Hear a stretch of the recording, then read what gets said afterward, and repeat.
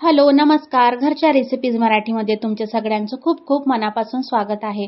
आज मी भिजलेल्या हरभऱ्याची डाळ घालून पत्तागोबीची भाजी बनवणार आहे आणि ही भाजी अगदी खूप चविष्ट झालेली आहे, चवदार झालेली आहे आणि अगदी सोप्या पद्धतीने मी ही बनवलेली आहे. तर व्हिडिओला शेवटपर्यंत बघा आणि व्हिडिओ आवडल्यास माझ्या चॅनलला लाईक करा, शेअर करा आणि सबस्क्राईब करा. चला मग रेसिपीला सुरुवात करूया.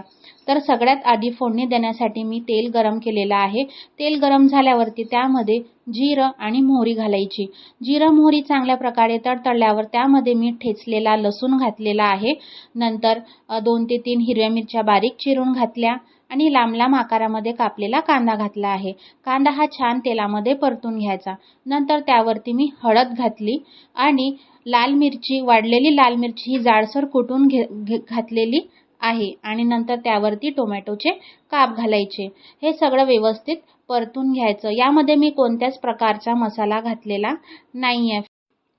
तर नंतर इथं लांब लांब आकारामध्ये पत्तागोबी कापलेला घातलेला आहे. पत्तागोबी ही छान मी चिरून घेतल्यावर धुवून घेतलेली आहे, कारण की त्यात खूप पेस्टिसाइड आणि औषधी असतात, म्हणून मी ही धुवून घेतलेली आहे. नंतर सगळं एकत्र छान मिक्स करून घ्यायचं आणि नंतर 2 तासांसाठी मी हरभऱ्याची डाळ भिजत घातली होती. ही डाळ त्यावरती घालायची आणि छान मिक्स करून घ्यायचं. 2 ते 3 तासांमध्ये ही डाळ मस्त प्रकारे भिजते. नंतर वरतून चवीनुसार मीठ घालायचं. परत एकदा मिक्स करून घ्यायचं.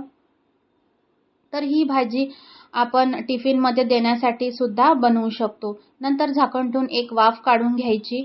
वाफ काढून झाल्यावर परत एकदा मिक्स करून घ्यायचं. तर ही भाजी 3 ते 4 वाफांमध्ये होऊन जाते, कारण की डाळ शिजायला थोडासा वेळ लागतो. नंतर वरतून मस्त हिरवागार कोथिंबीर घालायचा, बारीक चिरलेला.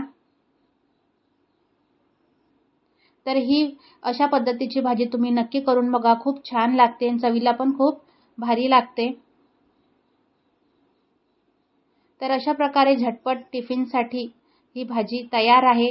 माझी रेसिपी आवडली असेल तर प्लीज माझ्या चॅनलला लाईक करा, शेअर करा आणि सबस्क्राईब करा आणि असेच नवनवीन व्हिडिओ बघत राहा. थँक्यू.